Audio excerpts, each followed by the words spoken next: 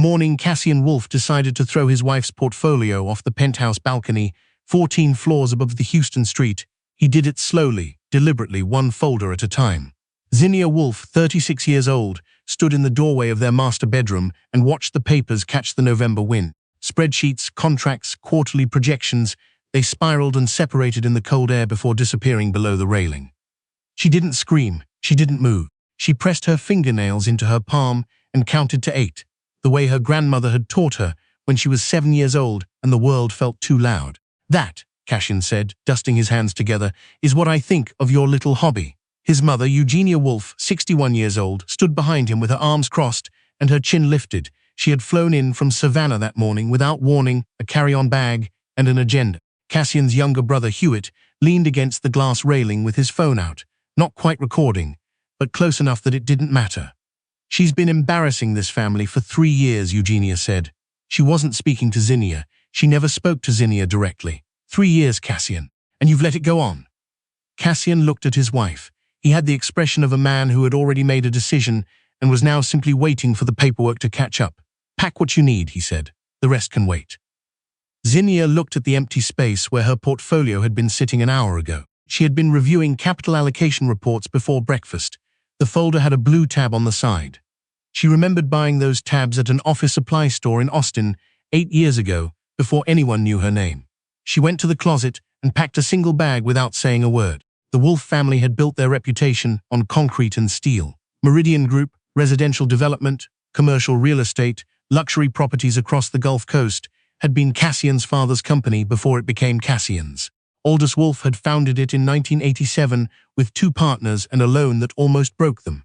By the time he died 14 years ago, it had 43 active projects and a market presence that reached from Houston to New Orleans. Cassian had inherited the chairman title at 32. He had his father's jawline and his father's confidence, but not, as it turned out, his father's instincts. What nobody in the Wolf family knew, what Cassian had never bothered to investigate, because it had never occurred to him that his wife's work was worth investigating, was that Signe had not been running a hobby. Signe Hardcastle, before she married, had spent 4 years after college building something quiet and unglamorous and almost invisible, a property investment trust called Cornerstone Meridian Partners. She had started it at 24 with $70,000 saved from 3 years of consulting work and one well-timed investment in a mixed-use development in the East End that everyone else had passed on. By 28, she had 16 properties under management. By 31, when she married Cassian at a ceremony in the Hill Country, her trust held a controlling interest in 11 commercial parcels across Harris County, including, as of 18 months ago, 3 of the anchor parcels underlying Meridian Group's most ambitious development project, the Hian Tower complex on the edge of downtown Houston. Cassian did not know this. His real estate attorneys had processed the acquisition paperwork and flagged nothing unusual, because nothing was unusual. Cornerstone Meridian Partners was a legitimate investment entity. The transaction had been clean, disclosed, arm's length. There was no deception in the structure. There was only the fact that Cassian had never once asked his wife what she did with her days. She moved into the Hardcastle family home in Midtown, her mother's house, a narrow brick 2-story on a street where the oak trees had been there longer than the neighborhood itself. Her mother, Opal Hardcastle, 63 years old, met her at the door and said nothing, just opened her arms, and Signe stood in the entryway for a long moment before she let herself lean in. "How bad?" Opal asked later, over coffee at the kitchen table. "He threw my portfolio off the balcony," Signe said. "The November ones. I'll have to reprint." Opal was quiet for a moment, then, "Is the Halcyon deal still moving?" "Closes in 6 weeks. Opal set her mug down. "Then you're fine." Signe looked at the window. The oak tree in the backyard had lost most of its leaves. She thought about the blue tab folders and felt something flicker in her chest that wasn't quite sadness and wasn't quite anger. It was something older and quieter than either of those. It was the feeling of watching someone make a decision they cannot unmake and not saying anything because there is nothing left to say. The divorce paperwork arrived 3 weeks later. Cassian had retained Burke Malachite, the most expensive family law attorney in Harris County, as a signal rather than a necessity. The signal was, "This is already over. There is no point fighting it." The accompanying letter from Cassian's assistant cited irreconcilable differences and suggested a settlement conference at a date Signe's schedule made inconvenient. She read the letter at her desk in the converted sunroom that served as her office. Her assistant, a 27-year-old named Flory, who had been with her for 3 years, brought her a glass of water without being asked. "Do you want me to call Gerald?" Florrie asked. Gerald Pace was Zinnia's attorney, a quiet man from Beaumont who had negotiated 6 of her largest acquisitions and had once described his legal style as aggressively patient. "Not yet," Zinnia said. She set the letter on the corner of her desk. She had a board call in 40 minutes. She had a site review the following Thursday. She had a meeting the week after that with the Hian Tower development partners, which included, as one of 4 co-investors, a holding company that Cassian's Meridian Group used for commercial acquisitions. She picked up her pen and went back to the document she had been reading. In the Wolf household, the months following the separation moved with the particular energy of people who believe they have won something.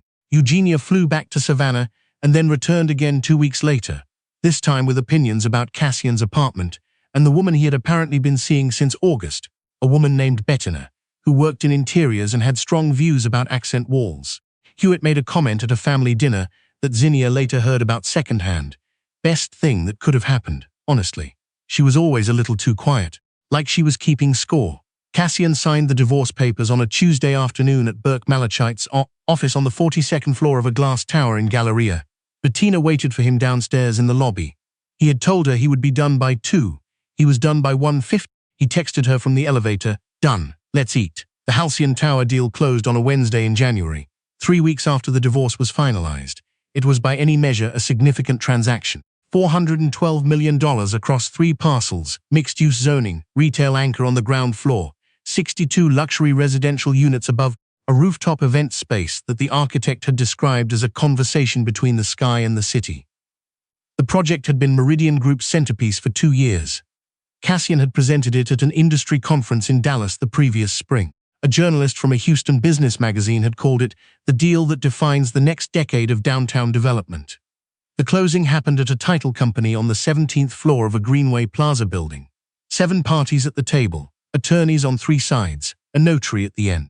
Zinnia was not in the room. Her attorney Gerald was not in the room. Cornerstone Meridian Partners was represented by its managing director of acquisitions, a methodical woman named Darby Knowles, who had been with the trust since year 2, and who had a reputation for reading every page of every document before initialing anything.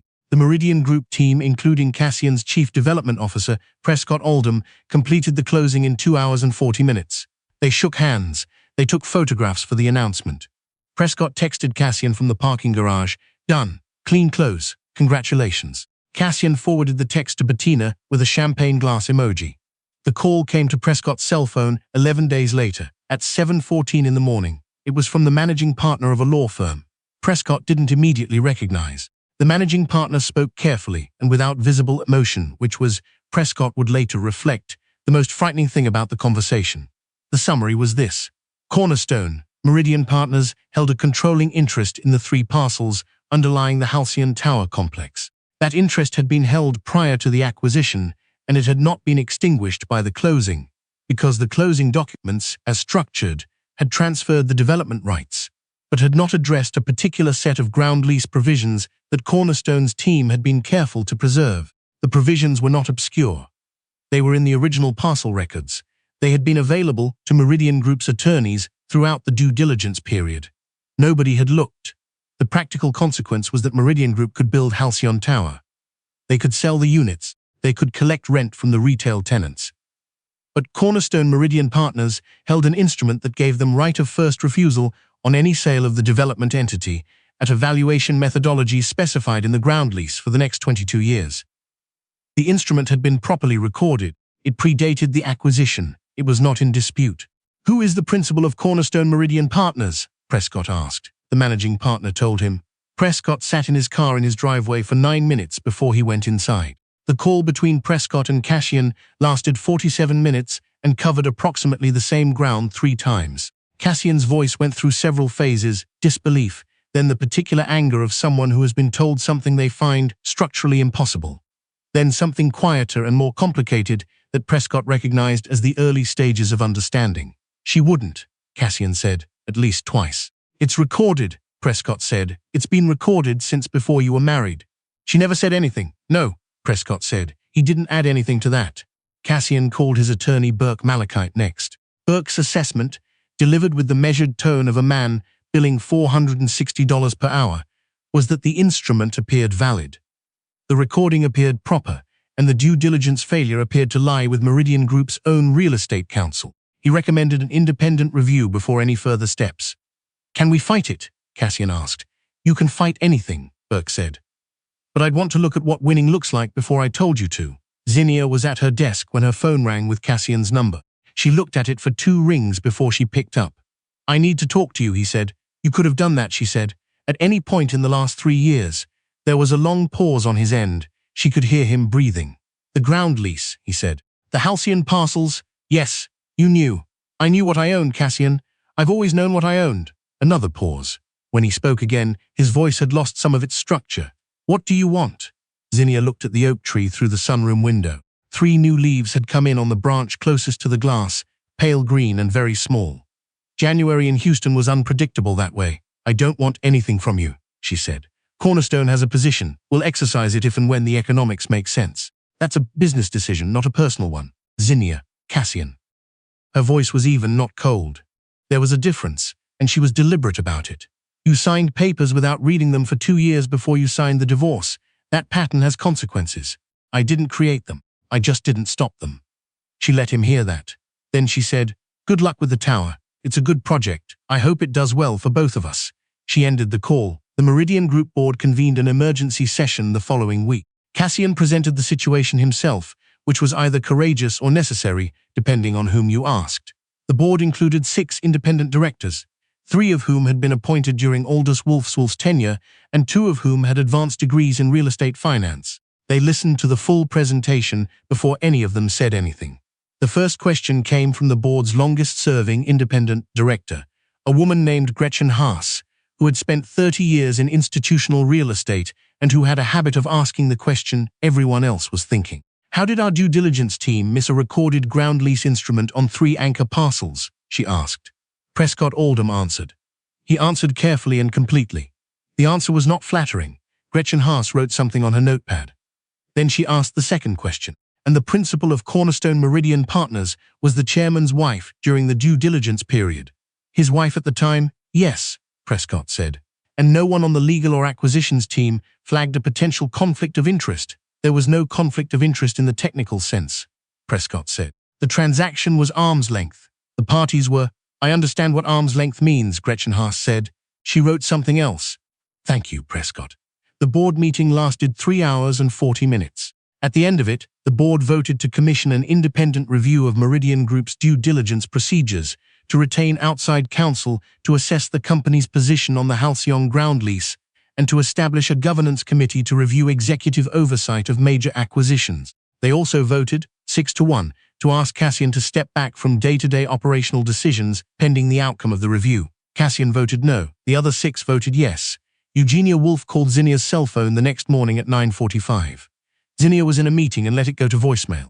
The voicemail was 3 minutes and 17 seconds long.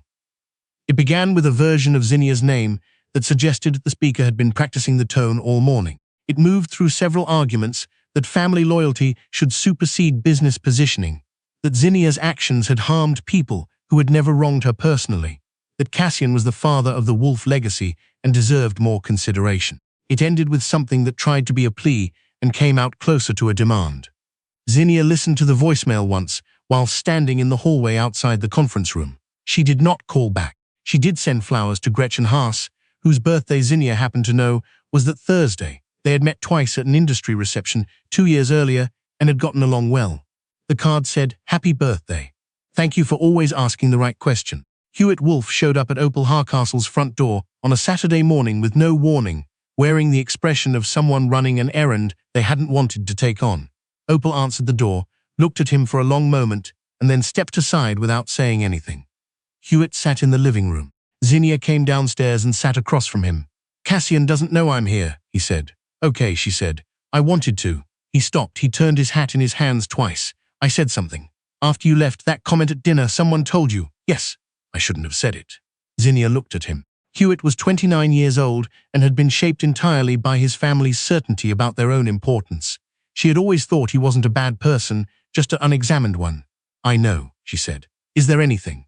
He stopped again. "Is there anything Cornerstone is going to do? To the company? To the Halcyon project? Zinnia considered the question. Outside, someone was mowing a lawn on the block behind them. The sound came through the window in short, steady waves. Cornerstone is going to do what makes business sense, she said. Same as it always has. She paused. The project is sound. The building will get built. The ground lease gives us a position, veto. What happens next depends on how Meridian manages its review. Hewitt nodded slowly. He put his hat back on his knee. For what it's worth, he said, I didn't know about what you'd built. I don't think any of us knew. No, Zinnia said. You didn't ask. That sat in the room for a moment. Cassian really didn't know, Hewitt said. It wasn't quite a question. He had access to everything, Zinnia said simply. The same records anyone else had. The filings are public. Hewitt left 20 minutes later. He shook her hand at the door, which was the most formal thing anyone in the Wolf family had ever done with her, and walked to his car. She watched him from the doorway, then went back inside. The independent governance review concluded in March. Its findings ran to 64 pages. The summary that circulated internally identified 11 points of process failure in the Halcyon acquisition and recommended structural changes to due diligence procedures, oversight, reporting, and executive authority limits on major transactions. Cassian read the summary in Burke Malachite's office on a Thursday afternoon. Burke sat across from him and let him read without interruption. When Cassian finished, he set the document on the table. The board is going to use this, he said. The board is already using it, Burke said. Cassian looked at the window. The Houston skyline on a clear March day had a particular quality. The light came through in a way that made everything look exactly as it was. Nothing softened. He had grown up looking at that skyline. He had measured his ambitions against it since he was 14 years old. She didn't do this to me, he said finally. It was the first time he had said it out loud and meant it. Burke waited. She just...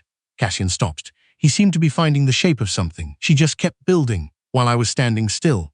Burke did not offer a response. He was, as advertised, expensive. The Halcyon Tower broke ground in April. The ceremony was attended by city officials, 3 news crews, and a collection of partners and investors that included, in the back row of folding chairs, a woman from Cornerstone Meridian Partners who was there in a professional capacity and left after the first remarks. The project moved forward because the economics supported it and because Cornerstone's position, properly understood, was not adversarial. It was structural. The ground lease would eventually become an opportunity for both parties, or it would become a negotiation, or it would sit quietly in the county records for 22 years and mean nothing in practice. Business was full of that kind of instrument. It required no drama. Zinnia signed the April reports on a Friday evening, sitting at her desk in the sunroom with the window open. The oak tree was in full leaf now, dense and dark green. Florrie had already gone home. The house was quiet in the way Houston got quiet after 5 o'clock in spring, when the heat had settled in for the day and everything slowed. She closed the last file. She sat for a moment. She thought about the blue tab folders, the papers sailing off the balcony in November. She thought about the way Cassian had dusted his hands together, afterward as if something had been resolved. She thought about her grandmother counting to 8, and what it meant to be patient in a way that people around you mistook for passivity. She had not planned any of it. Not the ground lease, not the timing, not the board review. She had simply built what she built, documented what she owned, and waited for the math to speak on its own terms. She turned off the desk lamp. Outside, the oak tree held all its leaves without any effort at all, the way old things do. Not because anyone was watching, and not to prove anything, but simply because that was what they had grown into.